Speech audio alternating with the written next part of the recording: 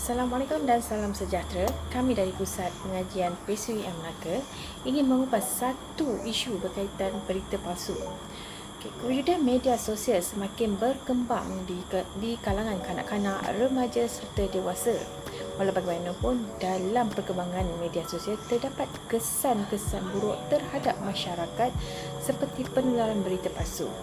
Justru itu, penularan berita palsu memberi kesan yang membimbangkan dalam kalangan masyarakat dan menjejaskan kehidupan, privasi serta reputasi.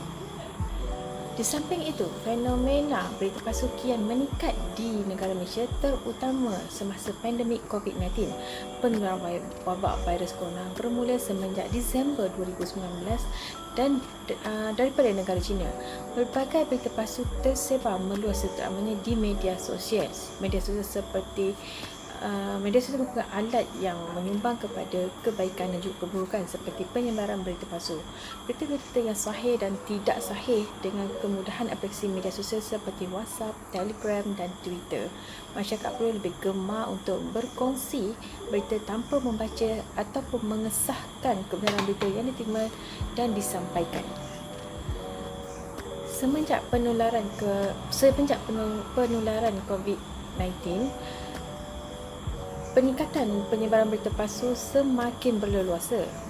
Satu kes yang dikupas oleh Astro Awani pada September 2020 pada Januari 2021 mengisahkan bahawa satu penyebaran berita palsu yang disebarkan oleh individu yang tidak bertanggungjawab. Individu terbabit adalah Puan Yana Binti Razali, iaitu penama yang hendak dituduh, di mana beliau menyebarkan berita bahawa 2 orang murid telah meninggal dunia disebabkan penerimaan suntikan vaksin COVID-19 pada September 2021. Pihak polis membuka siasatan kepada pejabat Timbalan Pendakwa Raya Putrajaya dan arahan dikeluarkan kepada penama yang dituduh di bawah Seksyen 505-B Kanun Kesesakan atas alasan menyebabkan ketakutan dan kegentaran awam atau kepada mana-mana golongan awam. Walau bagaimanapun, pada 21 Januari 2022 dan 10 Januari 2022, penama dituduh gagal untuk hadir ke mahkamah. Justru itu, waran tangkap dikeluarkan oleh pihak mahkamah kepada penama yang dituduh. Media sosial adalah antara media penting dalam penyampaian sesuatu maklumat. Jika media sosial digunakan secara tidak berhemah, ia boleh membahayakan. Bagi kesalahan penyebaran berita palsu dan telah mencetuskan panik di kalangan orang awam, suspek yang didakwa boleh dikenakan tindakan di bawah Akta Hasutan 1948 Seksyen 505-B Kanun Kesesakan.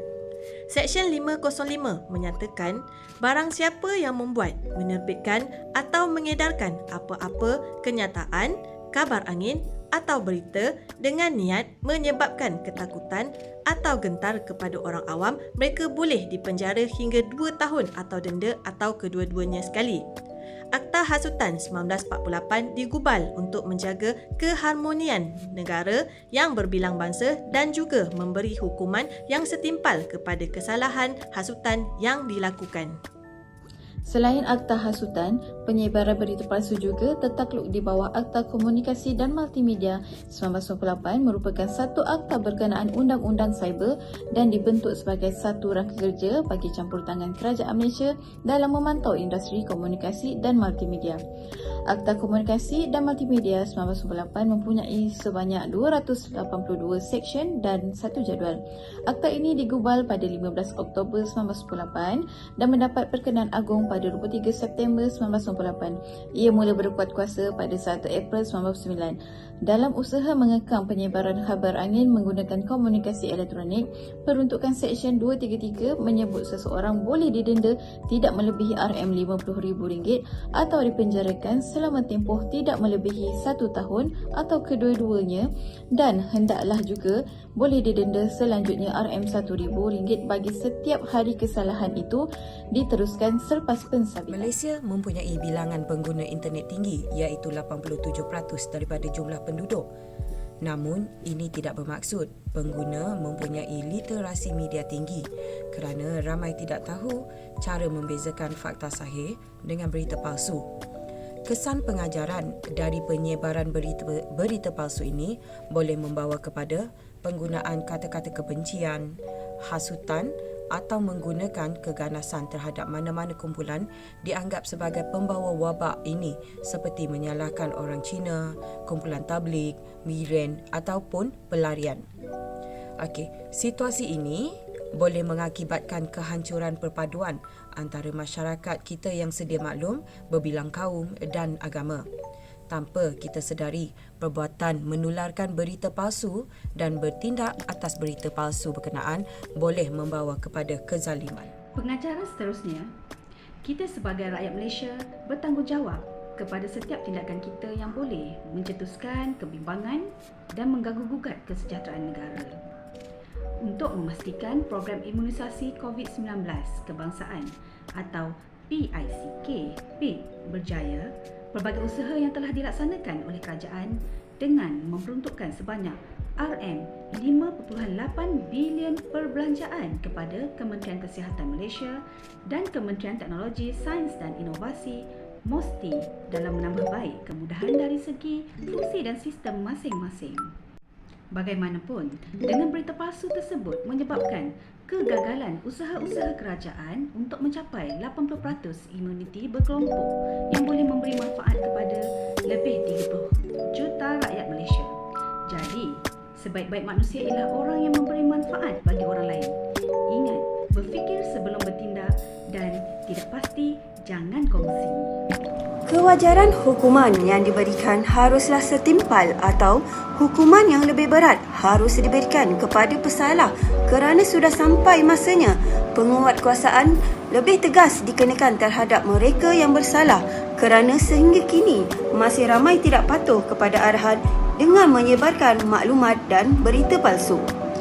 Menyebarkan video dan maklumat palsu juga adalah perbuatan tidak bertanggungjawab yang wajar dikenakan hukuman berat kerana ia boleh menimbulkan rasa takut dan panik dalam kalangan masyarakat.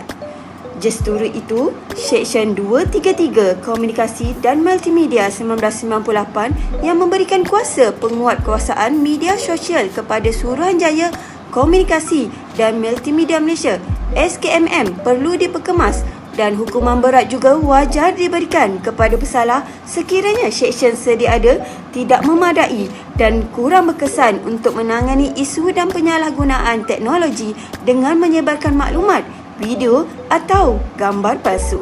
Kesimpulannya, sebagai seorang rakyat Malaysia yang bertanggungjawab, menjadi peranan kita untuk memastikan rakyat tidak dibelenggu dalam masalah berita palsu ini. Laporan berita dari agensi berita nasional seperti bernama dapat menjamin dan dirujuk. Terdapat juga laman web yang berfungsi sebagai pemeriksa ataupun memberikan maklumat yang sahih kepada orang ramai.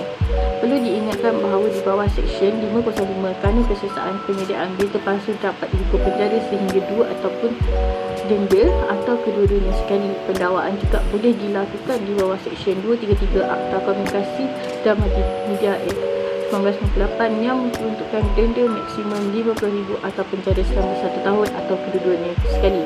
Orang ramai juga perlu didedahkan dengan kaedah pemikiran analitik untuk mengekang penyebaran berita palsu ini, terutamanya melalui pengumuman iklan dan perkhidmatan awam. Sekiranya bertanggungjawab untuk memerangi penyebaran berita palsu ini dapat dipikul oleh seluruh masyarakat, sudah pasti masalah ini dapat dihalang dengan berkesan.